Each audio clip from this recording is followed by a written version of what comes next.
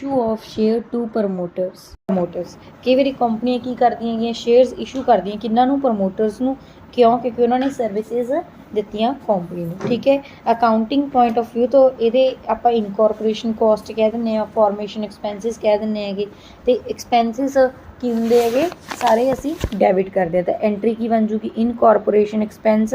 Account debit ਹਜੇ ਅਸੀਂ promoter ਨੂੰ ਪੈਸੇ ਦਿੱਤੇ ਨਹੀਂਗੇ ਤਾਂ ਇਸ ਕਰਕੇ ਪ੍ਰਮੋਟਰ ਸਾਡੀ ਲਾਇਬਿਲਟੀ ਹੋ ਗਈ ਪ੍ਰਮੋਟਰ ਨੂੰ ਅਸੀਂ ਕੀ ਕਰ ਦਾਂਗੇ ਕ੍ਰੈਡਿਟ ਕਰ ਦਾਂਗੇ ਬਾਅਦ ਚੋਂ ਪ੍ਰਮੋਟਰ ਨੂੰ ਡੈਬਿਟ ਕਰ ਦਾਂਗੇ ਕਿਉਂਕਿ ਲਾਇਬਿਲਟੀ ਘੱਟ ਜੂ ਜਦੋਂ ਅਸੀਂ ਉਹਨੂੰ ਬਦਲੇ ਵਿੱਚ ਕੀ ਦੇ ਦਾਂਗੇ ਸ਼ੇਅਰ ਦੇ ਦਾਂਗੇ ਠੀਕ ਹੈ ਤਾਂ ਐਂਟਰੀ ਕੀ ਬਣ ਜੂ promoter account debit to share capital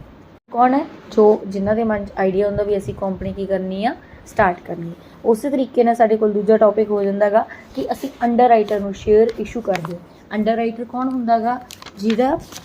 ਸਾਥੋਂ ਕਮਿਸ਼ਨ ਲੈਂਦਾ ਗਾ ਠੀਕ ਹੈ ਮਤਲਬ ਕਿ ਸ਼ੇਅਰ ਇਸ਼ੂ ਕਰਨ ਦੇ ਬਦਲੇ ਵਿੱਚ underwriter means a contract by which a person known as underwriter agreed for commission to take the shares not subscribe ਉਹ ਕੀ ਕਰਦਾ ਗਾ ਵੀ ਕਹਿੰਦਾ ਗਾ ਤੁਹਾਡੀ ਕੰਪਨੀ ਦੇ ਸ਼ੇਅਰ ਜਿੰਨੇ ਕੁ ਤੋਂ ਵਿਕਦੇ ਆ ਵੇਚ ਲਓ ਬਾਕੀ ਜੇ ਨਾ ਵੀ ਵਿਕੇ ਨਾ ਵੀ ਮੈਂ ਕੀ ਕਰੂੰਗਾ ਤੁਹਾਡੀ ਕੰਪਨੀ ਦੇ ਸ਼ੇਅਰ ਖੁਦ ਪਰਚੇਜ਼ ਕਰ ਲਓ ਠੀਕ ਹੈ ਜਿਹੜੇ ਇੱਕ ਤਾਂ ਕਮਿਸ਼ਨ ਏਜੰਟ ਹੁੰਦੇ ਆ ਉਹਨਾਂ ਨੇ ਤਾਂ ਬਸ ਚੀਜ਼ ਵਿਕ ਗਈ ਕਮਿਸ਼ਨ ਲੈ ਲੈਣੀ ਨਹੀਂ ਲੈਣੀ ਇਹਦੇ ਵਿੱਚ ਕੀ ਆ ਉਹ ਪੂਰੀ ਜ਼ਿੰਮੇਵਾਰੀ ਲੈਣੀ ਹੁੰਦਾ ਵੀ ਮੈਂ ਨਹੀਂ ਤਾਂ ਲੈ ਲੂੰਗਾ ਜੇ ਕੋਈ ਹੋਰ ਤੁਹਾਡਾ ਗਾਹਕ ਨਾ ਤਿਆਰ ਹੋਵੇ ਠੀਕ ਹੈ ਤੇ ਇਹ ਕੰਪਨੀ ਫਿਰ ਇਹਨਾਂ ਨੂੰ ਅੰਡਰ ਰਾਈਟਰ ਨੂੰ ਕੀ ਕਰ ਦਿੰਦੀ ਹੈਗੀ ਸ਼ੇਅਰ ਇਸ਼ੂ ਕਰ ਦਿੰਦੀ ਹੈਗੀ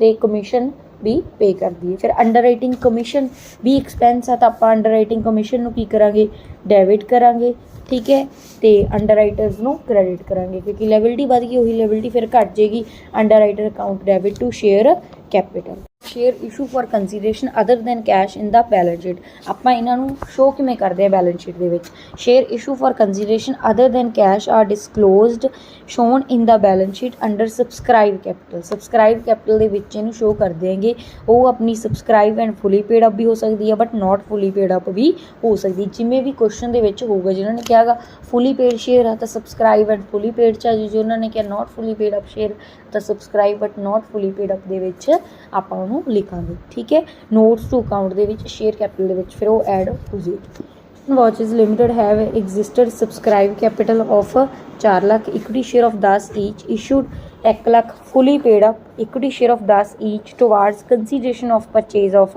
machinery. It is shown in the notes to account on share capital as follows. ਪਤਾ ਆਪਾਂ ਕਾਦੇ ਵਿੱਚ ਇਹਨੂੰ ਸ਼ੋ ਕਰਾਂਗੇ ਇੱਕ ਤਾਂ 4 ਲੱਖ ਇਕੁਇਟੀ ਸ਼ੇਅਰ ਪਹਿਲਾਂ ਸੀ 10 ਰੁਪਏ ਦਾ ਇੱਕ ਤਾਂ ਕਿੰਨਾ ਹੋ ਗਿਆ ਟੋਟਲ 40 ਲੱਖ ਅੱਗੇ ਅਸੀਂ 1 ਲੱਖ ਸ਼ੇਅਰ ਹੋਰ ਇਸ਼ੂ ਕਰਤੇ 10 ਰੁਪਏ ਦਾ ਤਾਂ ਕਿੰਨਾ ਹੋ ਜੂ 1 ਲੱਖ ਨੂੰ 10 ਨਾ ਕਰਕੇ 10 ਲੱਖ ਟੋਟਲ ਸ਼ੇਅਰ ਕਿੰਨੇ ਆ ਗਏ ਹੈਗੇ 50 ਲੱਖ ਰੁਪਏ ਦੀ ਠੀਕ ਹੈ ਤਾਂ ਅਸੀਂ ਇੱਥੇ ਰੁਪੀਜ਼ ਵਾਲੇ ਕਾਲਮ 'ਚ ਕਿੰਨਾ ਲਿਖ ਦਾਂਗੇ 50 ਲੱਖ ਇੱਥੇ ਲਿਖ ਦਾਂਗੇ 5 lakh equity share of 10 each out of the above 1 lakh equity share have been issued pursuant to a contract for the consideration other than cash ਮਤਲਬ ਇੱਥੇ ਲਿਖਤਾ ਨੋਟ ਦੇ ਵਿੱਚ ਵੀ ਇਹਦੇ ਵਿੱਚੋਂ ਸਾਡੇ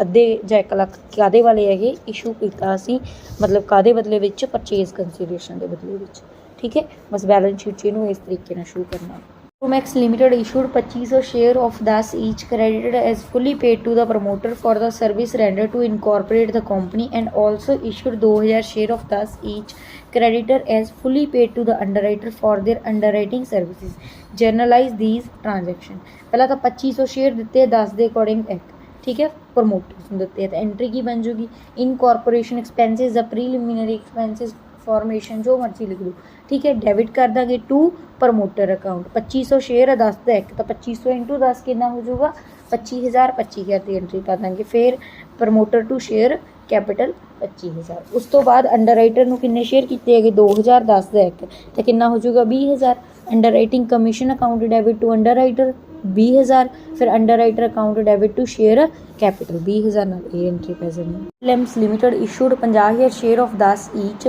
as fully paid up to the promoter for their services to set up the company. It also issued 2000 share of 10 each credited as fully paid up to the underwriter of the services of the share for their services. Generalize these transaction सब तो पहला आप promoter वाली entry पावे वो लिए की लिखांगे incorporation expenses account debit to promoter account किन्नी अमाउंट आ जाऊगी 50000 शेयर है 10 के अकॉर्डिंग कितना आ जाऊगा 5 लाख ठीक है फिर प्रमोटर टू शेयर कैपिटल भी कितना लिख देंगे 5 लाख अगे जाके वो की कर रहे it also issued 2000 share of 10 each credited as fully paid up तो 2000 शेयर्स आ गए तो आप की लिखांगे underwriting commission account to underwriter, ठीक है, कितनी अमाउंट आ जाएगी 20,000। फिर अगे की लिखांगे दूजी एंट्री की आ जाएगी underwriter to share capital 20,000।